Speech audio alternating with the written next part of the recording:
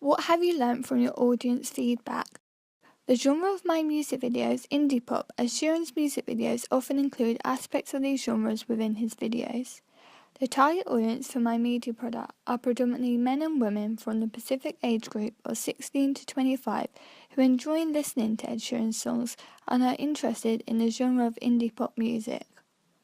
I've decided to have a young audience as I believe this age group is more interested in the music genre of indie pop rather than people from the older generation. Furthermore, the majority of my audience would either be students or part-time employers who have time to watch music videos and pay attention to the release of new albums and music videos. Throughout the construction of my media products, I consistently received feedback from my peers and teachers.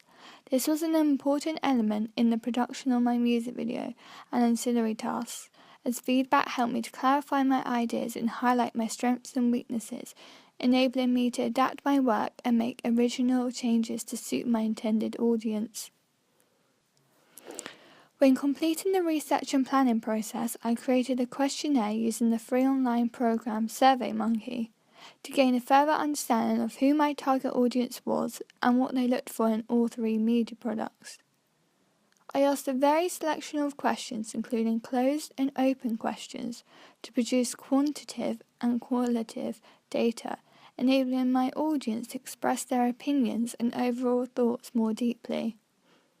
The survey included the following 10 questions. What is your gender? What is your age? What is your occupation? How often do you watch music videos? Which of the following music genres do you usually listen to? Do you prefer male or female music artists? Which of the following features of a music video do you find most appealing? Do you prefer a narrative or performance-based music video? Which of the following features would most interest you to buy a digipack? And where would you look for music videos? The first few questions of my survey helped to form the base of my questionnaire. I asked the first question to determine how many males and females completed the survey. My results showed to be non-gender biased with an equal number of males and females who took part. I also asked my audience how old they were, as different age groups had different opinions on music. The results showed that everyone that took the survey were 16 to 24-year-olds and were students, which gave me a clear and more precise idea of who to specifically target my media product towards. The next set of questions gave me more detailed and specific responses in relation to my final media products. The question, which of the following music genres do you usually listen to, gave me a stronger idea of what music genres students most usually listen to. Similar to Ed Sheeran's style of music, the results showed indie and pop music to be most popular, with 90% of participants voting indie and 65% voting pop. From these results, I then decided to target my music video and ancillary tasks towards people who are interested in the genre of indie pop music. The closed questions, do you prefer male or female music artists, and do you prefer a narrative or performance-based music video, helped me to alter my ideas further. The results showed that 60% of participants voted both, with 40% voted male artists. Although my results showed that the audience liked both male and female artists, I decided to include just male characters in my music video, as I thought the lyrics mainly revolved around Ed Sheeran and his grandfather. Furthermore, in some of Sheeran's music videos, he only includes himself and no female characters. I also asked which type of video my audience preferred to establish my ideas on whether to include elements of a narrative or performance in my music video. Nearly all the participants voted for a bit of both, including both narrative and performance elements, with only one person who voted for just narrative. From these results, I then established my ideas further, concluding that I would include clips of performance in my music video with a storyline. Hence why, for my final music video, I included flashbacks of Victor and Sam together and scenes of Aaron singing on his own in the studio. I also asked a set of multiple choice questions which enabled my audience to give me more concise suggestions and feedback.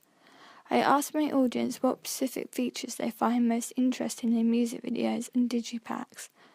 The majority of my audience listed camera and editing as the most important and appealing features in the music video, with a close following of 55% who chose song choice. From these results, I decided to include a varied selection of camera shots, including close-ups, long shots, wide shots, and panning shots. In terms of digipacks, 80% of my respondents agreed a striking cover image would most interest them to buy a digipack, followed by a percentage of 75% who believed colours were also important.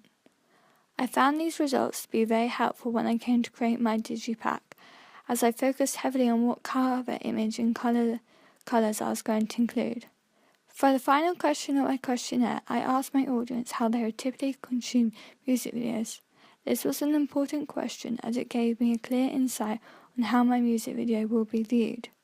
The results showed YouTube is one of the most common platforms where people find and watch music videos, as well as Vimeo with a close response of 45%. I took on board these comments, and once I completed my finished music video, I uploaded my music video to both Vimeo and YouTube.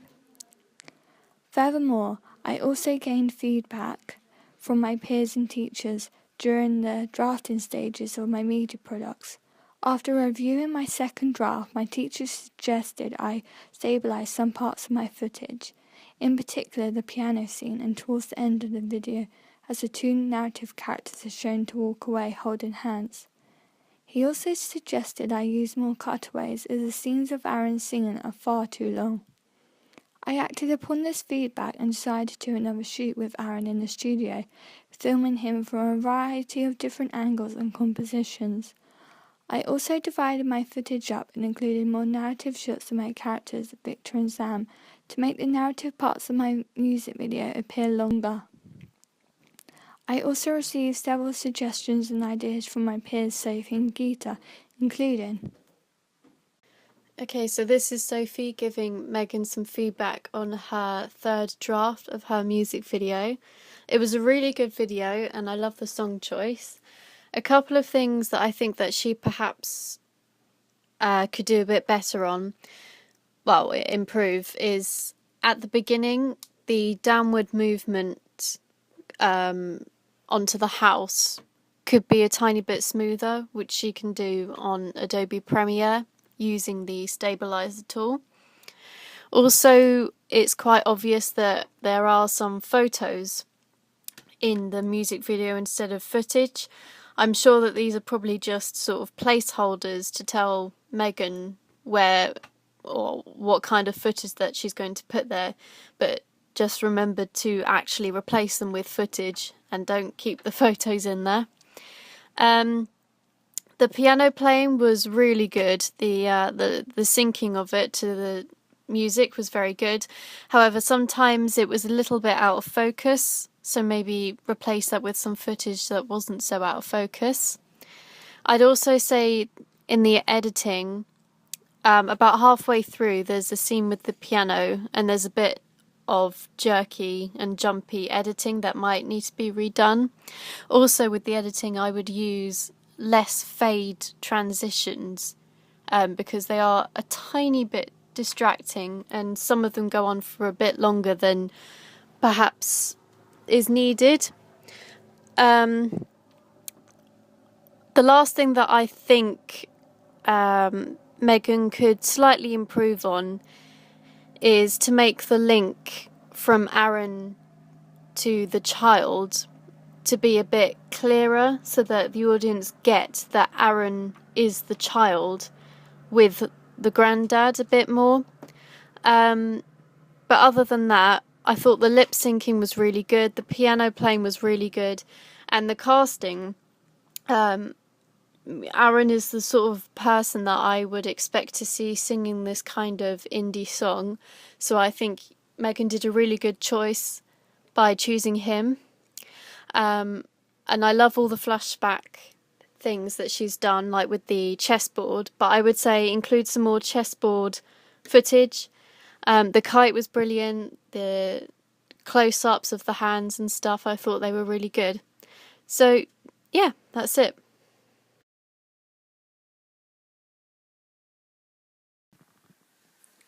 I'm going to be giving feedback to Megan on her draft music video. I believe that her music video is well shot. There are great use of close-ups of the actor miming the song. The use of lighting as well is really good. There's a sense of blackness of the actor, and I believe that's really, it makes the actor stand out.